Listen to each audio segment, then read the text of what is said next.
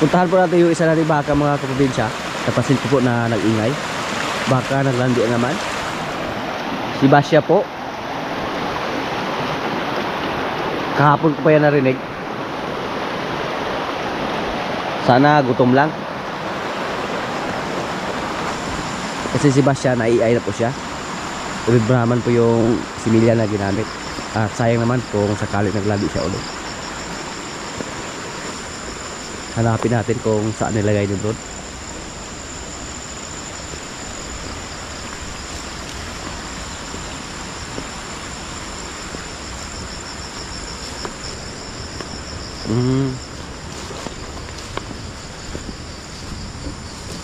Si Bitang yung andito. Kung si Bitang yung ingay, okay lang kasi mag-ingay siya basta wala na siyang pagkain. Wala na siyang makain, oh. Kaya pala nag-ingay siya. Pero lipat sana natin siya. Pero nanuwag to sa atin. Ano, malaki na yung tiyan yung mga kaprobinsya. Si Bitang. Klarong klaro na siya ay buntis. Ibang klase to. Akala ko po si Basya yung nag-ingay. Basta si Basya yung nag-ingay, kabahan tayo ng kunti. Kasi napaiay na po natin siya. At hindi pa natin maklaro yung kanyang tiyan kung buntis ba or hindi. Magkatulong buwan na po yung tiyan ni Basya mula sa pagpaiay natin. Pero puntahan natin si Basya. Hanapin natin.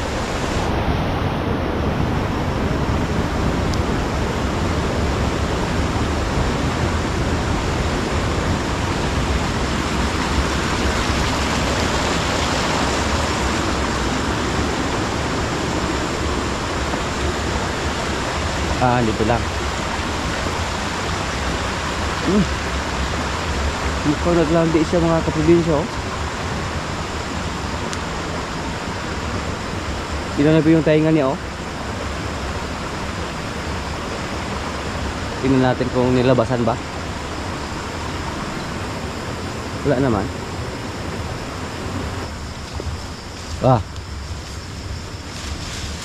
Naglambod lang siguro siya.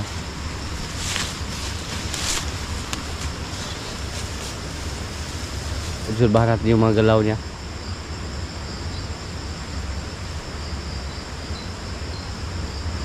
Mukhang okay lang naman. Sana buntis lang siya. Wala naman tayo nakita na lumabas sa kanyang ari. Yung tiyan niya, oh, maliit pa. Hindi pa klaro katulad ni Bitang. Kung siya ay nabuntis mula sa pag-iay sa kanyang mga kaprobinsya, nasa 3 buwan na yung kanyang tiyan. Pero hindi siya kumain. Obserbahan muna natin siya. Yung baka na hindi papakali, ibig sabihin ng landi yan. Pero pag tahimik lang siya. Pero si Basya po, mulati pa yan. Tag-isang kasta lang yan, mabuntis agad.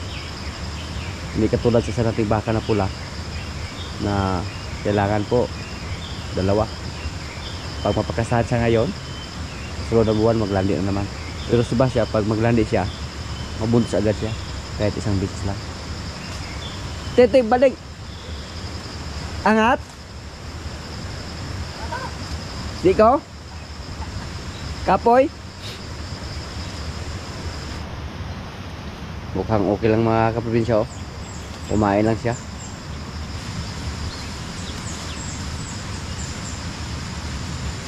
Pinuntahan lang natin dito para masiguro natin kung naglandi pa siya or hindi. Kasi si Basya po, nung nagkasahan siya, nung naglandi siya, yung anak niya nasa kuan pa lang, nasa 3 buwan. First time ba yun nangyari sa kanya na naglandi siya agad kahit hindi pa nawala yung kanyang mga anak. Kasi 3 beses na po siya nanak dito sa atin.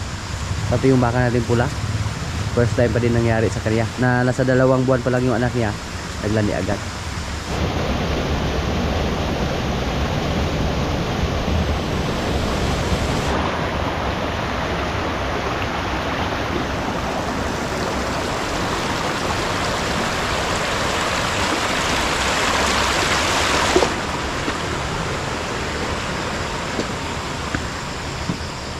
Sa mga nakaraang video po namin mga kaprobinsya, muntik naming mahuli yung bayawak dyan sa ating area. Halos araw-araw po kami inatake ng bayawak. At muntik nang madali na naman yung mga sisiw natin dyan sa mga nakaraang video natin. Buti na lang, umiyak yung mga manok. At napansin namin, umakyat sa kahoy yung bayawak. At sa lahat na bayawak na nakita namin dito sa aming area, yun po ang pinakamalaki, yung nakita namin sa mga nakaraang video natin. Muntik na namin siyang mahuli kasi umakyat sa may kahoy. Pero nang nakatalon sa kahoy, malakas pala, tumakbo. Hindi naman pwede mga kaprobinsya pag hindi namin hulihin yung bayawak na yan. Ubusin yung mga alaga namin. Kaya bala ko po na turuan yung isa nating aso sa paghuli ng bayawak. Sa tingin ko po yun po ang pinakamagandang paraan para maitaboy natin yung mga bayawak natin dito. Magpaturo po tayo sa ating kaibigan na mga ngaso kung paano i-train yung aso. Diyan sa may kahoy umakyat ng bayawak. Tapos nung tumalon siya, wala na, napakabilis niya. Tinalo yung mga kasama natin dito. May mga kawayan dyan, may mga bato. So hindi namin nakita kung saan siya napunta. At alam po namin na sa sunod na mga araw, may mga bayawak naman na pumunta dyan. Kasi hindi lang isa yung bayawak na umatake dyan. Noong una, medyo maliit lang yung nakita namin. Pero yung umatake kahapon dyan, yun po ang bayawak na pinakamalaking umatake dyan sa ating area. At yun din ang pinakamalaking bayawak na nakita natin. Yung mga baboy natin dito mga kaprobinsya, tinicheck naman natin. Araw-araw po natin silang tinicheck. Kasi yung isa, nai-ay na natin to. Lagpas 21 days na mula sa pag-iay natin at hindi siya naglandi. Yung isa, lagpas 2 buwan na. Hindi naman siya naglandi, sana buntis na rin siya. At yung isa, pinakasan natin sa mga nakarang araw kasi naglandi siya ulit. Tapos yung isa dito, sa mga nakarang linggo pinakasahan natin. At ngayon naman, napansin natin na may lumabas sa kanyang ari. So, naglandi siya. Ibig sabihin, hindi siya nabuntis nung pinakasahan natin siya. So, ngayon, ang gagawin natin, pakasahan natin siya ulit. So, tama po yung desisyon natin na hindi lang tayo bumili ng similya. Kasi kung bumili pa tayo ng similya para i-iay sa kanya, ang mangyayari po, masayang na yung pera natin. Mag-request naman tayo ng barako mamaya para pakasahan yung ating isang lumalaban. Pero at least naglandi siya mga kaprobinsya. Nagpaalam siya na hindi siya nabuntis.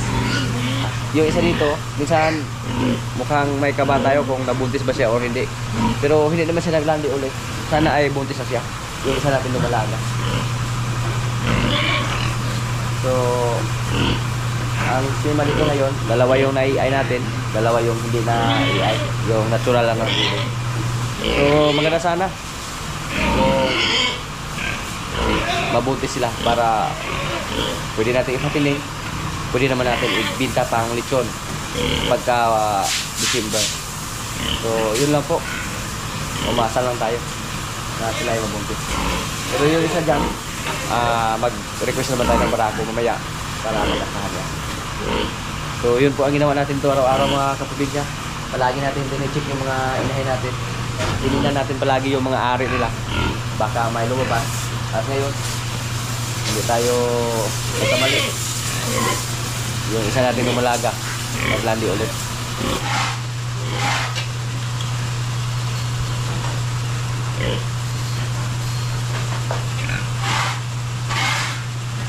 Sana po mabutis yung baboy na iniay natin mga kaprobinsya. Para sa kanila tayo magpili ng gawin natin na pili ng material.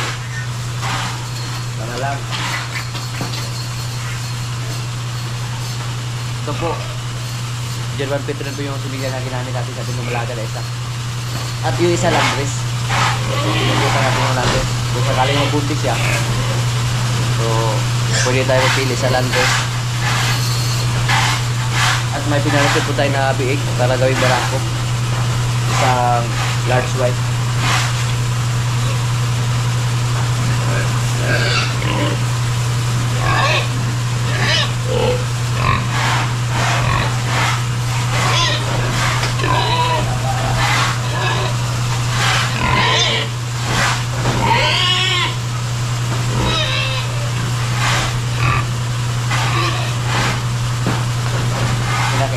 tayo mag-request kung sakaling may maglandi sa ating mga alaga. Pero kailangan marami yung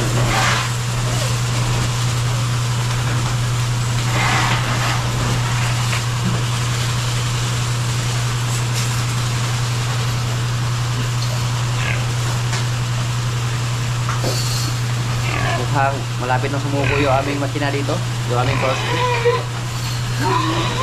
Purog-purog yung ganyan hagi, vibrate na.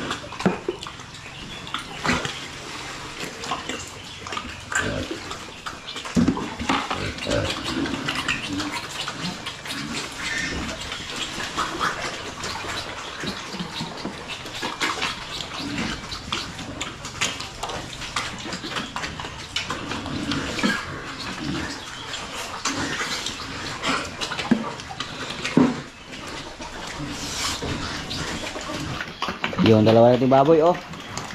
Dalawa na lang yung natira sa ating baboy.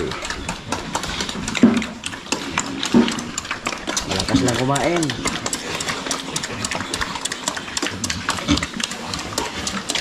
Bilog na bilog yung mga katawan nila.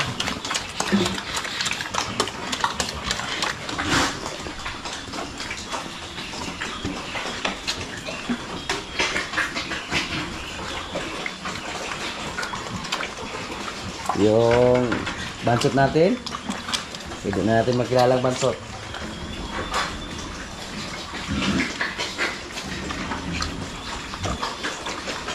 Ito po yung mga anak sa ating mga baboy dati na galing sa Area 1. Pero yung mga nanay nila, naibinta na natin kasi may edad na at saka hindi na sila naglandi. Tapos tig-apat lang yung anak nila, kaya ibininta natin yung kanilang nanay. At yung andito sa kabila, yan,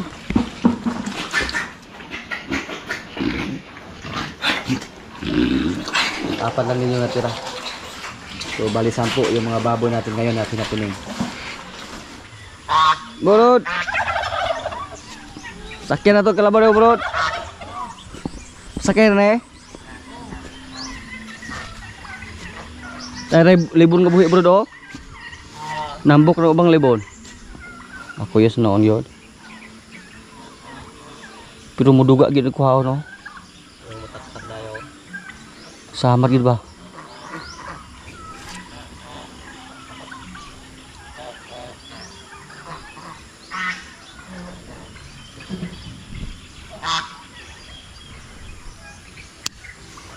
Pinakyan natin si Paloma. Pero kailangan hilain ni Bro.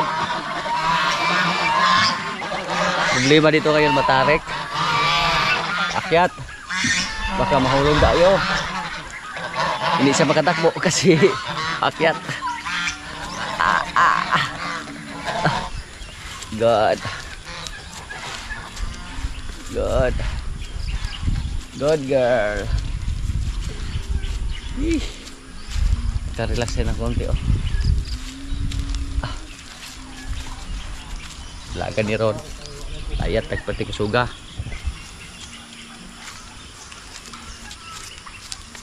Go. Okay. Umabunti si Bro. Murag si bugoy lagi amahan.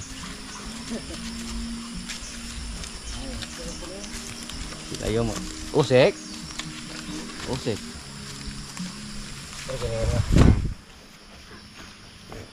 Ngayon po si Rigor ilagay natin doon sa kulungan. Si Rigor lang yung naisip namin na ilagay doon mga kaprobinsya kasi lalaki siya. Si Marites okay lang siya dyan para may kasama si Pugi Junior. Si Rigor yung patabain natin. Si Rigor, si Marites hindi naman siya kailangan patabain kasi babae. Hindi pwede po pag napakataba ng babae baka hindi siya maglandi ba. Tingnan natin kung lumabas ba siya na siya lang mag-isa. Hindi kasama si Marites. Si Marites mautak naman. Pag may ulan, pumunta siya doon sa may kubo. So pag ano na siya, pwede natin pakainin si Rigor ng puro feeds para bumilog yung katawan niya. Maging sulit. Sunda na dong ako rin, dala dong kay Basig. Pag malalaman niya na mawalay na siya sa kanyang mga kaibigan, kung mag-ingay ito, hindi siya matigas silain mga kaprobinsya, hindi katulad sa ibang baka na bagong walay pa lang na ganito yung edad. Ayaw niyang sumunod, napakatigas silain. Pero si Rigor, mabait. Pati si Marites. Ay kung sungaya ko ha, nakatalikod ko.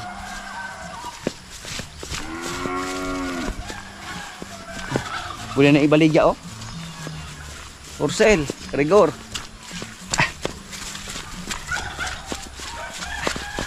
Madulas yung dalan. Oops, mas maganda Gor. Dandahan lang Gor. Na. Magtawagan lang kayo Gor. Gusto na niyang kumawala kasi nag-ingay si Marites.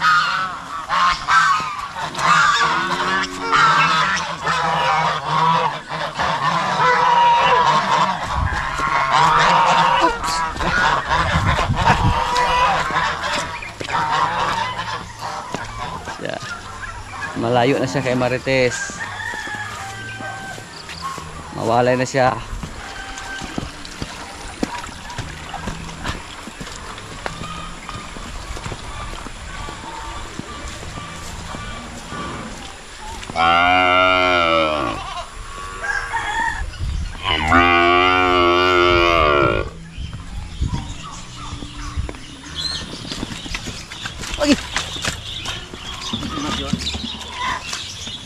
Muna gisa dagali.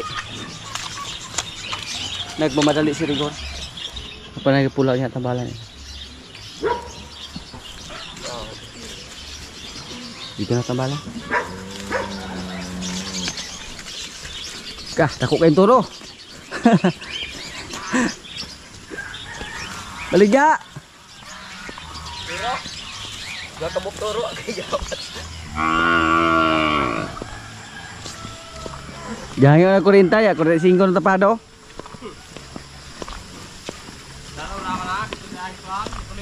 Tulinaw nito doon. Nag-ingay na si Marites.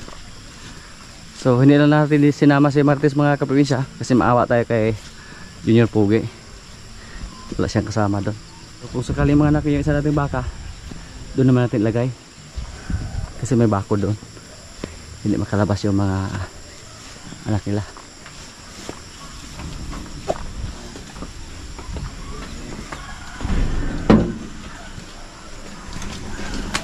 Kanan ka na, Gor. Tapad na silang Marites, oh. Marimar. Pini-welcome agad siya ni Kuan, oh. Makausap ulo, Maribar. makausap ulo. Liwat good siya. Manghod ko na siya. Wala, probinsya man, uning Wala. Suko na siya. Sikot ko do. Anang di siya ka buhit po. As ubos dapit, anang di siya kasaka. No, dito. Di siya kaabot. Nagkasaka siya. Di siya kaabot. Asa? Nag-isip. Oh, kabate rin. Kabate na.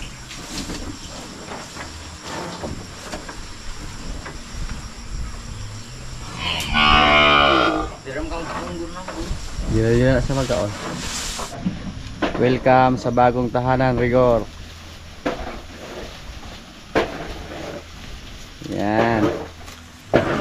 Hindi na madumihin yung pagkain niya. Makakain na siya ng gusto dyan. Pareha na yung kulay nila ni Marimar, oh, at ni Rigor. Nung lumabas si Rigor, pulang-pula yung kulay niya, katulad ni Junior Pugi. Pero ngayon, oh, nagbago yung kulay niya. Magkapatid po sila ni Marimar sa ama, magkapatid po sa nanay. Gahila sila. Isuunin mo na. Napaka-cute ni Rigor dito, oh. Lalo na siguro pag itabi natin sa kay Limer. Lumiit siya ng gusto doon.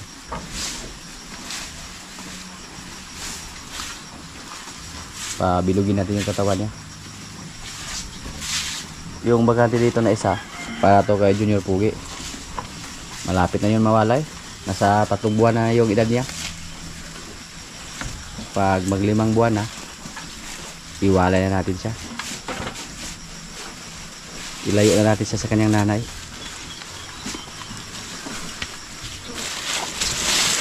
Tao. Kamot o kaon kay kaulabi mong trabaho dire.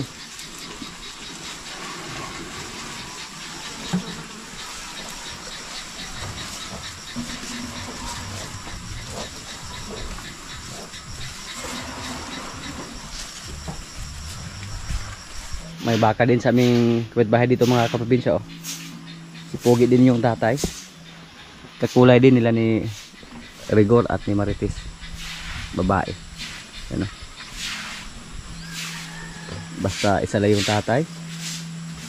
Pero yung si Junior Pugi, iba naman yung kulay ni Junior Pugi. Obserbahan natin yan kung hindi ba yan magbago. May inugufira kami mga kaprobinsya, oh. Isa lang yung nabuhay. Marami sana yung tinanim dito. Pero ang problema, pinastulan ng baka.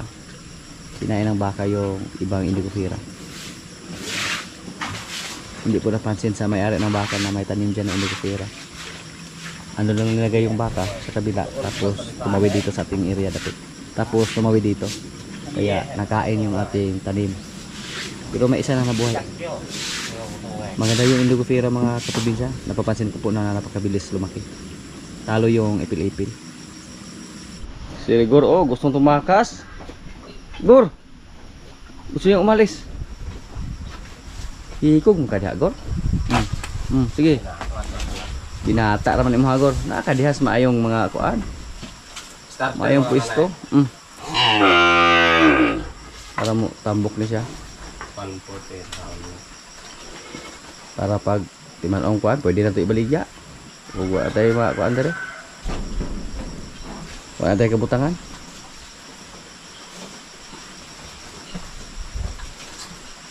Pareha rin siya kadako ni Marites. Ni Marimar, kwarta naman na siya. Gusto niya tumakas mga kaprobinsya, oh. Adi sa kaabot. Wala. Sa kaabot sa kumpay. Uso yung wala na kumpay natin. Bago lang siya sa ating area dito.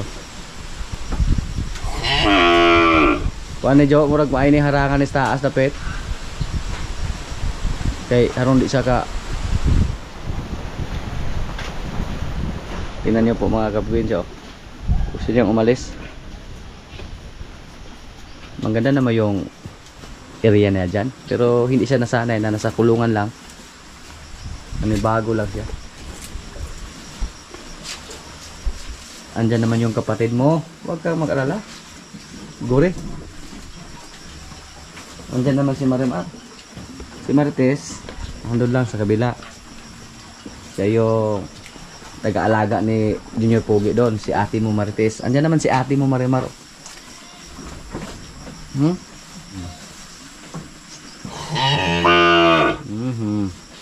May ugok oh. Ngayon po mga kaprobinsya, napakaliit pa lang ni Rigor, no? Pero pag tumagal to dito, baka na ni siya. Nasugatan si Rigor dito. Kasi gusto niyang tumakas kahit napakalit yung butas. Ito po, palagyan natin ito ng harang dito.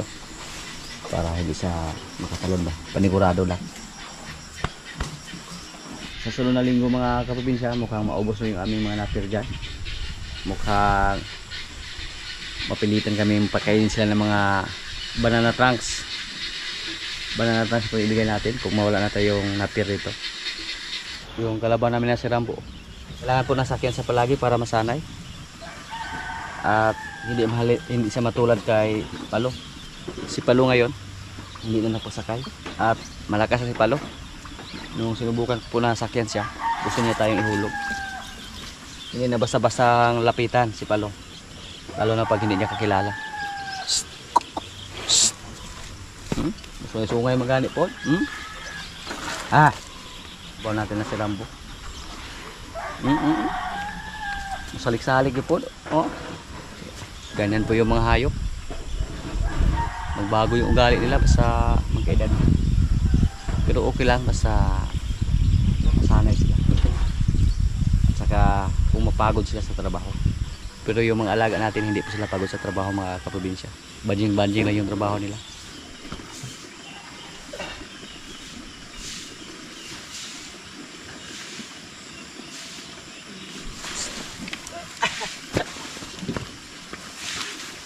Balito.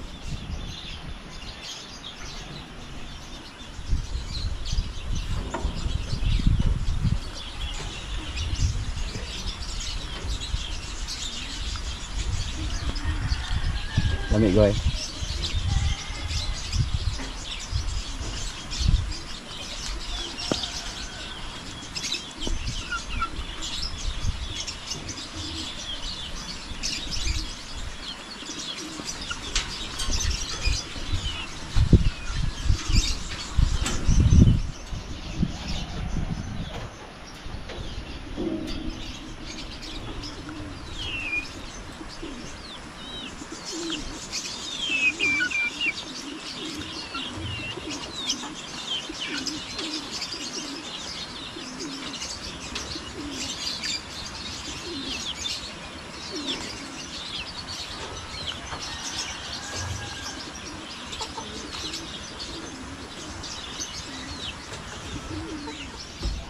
Mga kaprobinsya, kainan na po. Yung pagkain namin oh. Bihon na may pabo. Lauoy. May kanin. Lord, maraming salamat sa pagkain. So, kainan na. Hindi na. Yatag, sika na.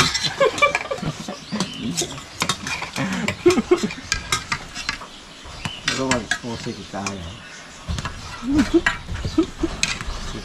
Ay, kapuya di kagkas ano. Sima ko purma. Ay, gitay pas ano. Bulot. Wala na ako lang gibog ko bulot. Kaya lagi sakpan dito. Oh. Diba ka bulot ba? Sugatanda sakpan mo to, bro. Kaya ko tayo parang sakpan. Sana sa iloan ako mo. Baka masayod mo na sampang na nagkinabuhay may puro minig nagkatawag ko puro sa. Ito di arag yung regalo dito ko. Sakto ko kagana rin dugan. Angay din po so. Ah, Angay din ang parcel. ano dito no. Doon pa sa ano to.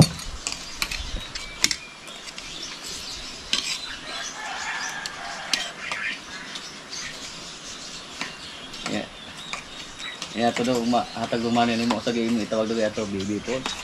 Bitangon. Bibigyan ko. Bibigal. Bibigal. Ay mo na kag bigal. Kaya mo na sa may sahod dahil na nga. Kami? Tawag ka mo kaya nga? Ngayon na? Ya, wala na kay dal. Dahil lang sa bitaw dahil di mo. Burod.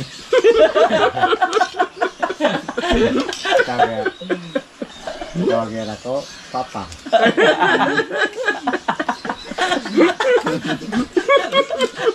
Wala ko pa. Uwi na Papa. Masya po.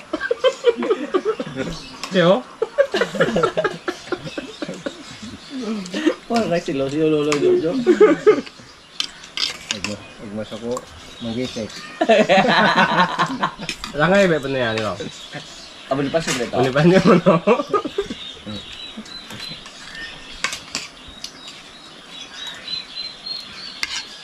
Yan dong taga to gatong galak inabuan man tagapon mo sa. Ika kong gisiga gisi ato nga ako ra usa. Nagbuan ako ning bahay nga ara ganito ako. Ara. Tagalog ikaw. Ano yung gano'n?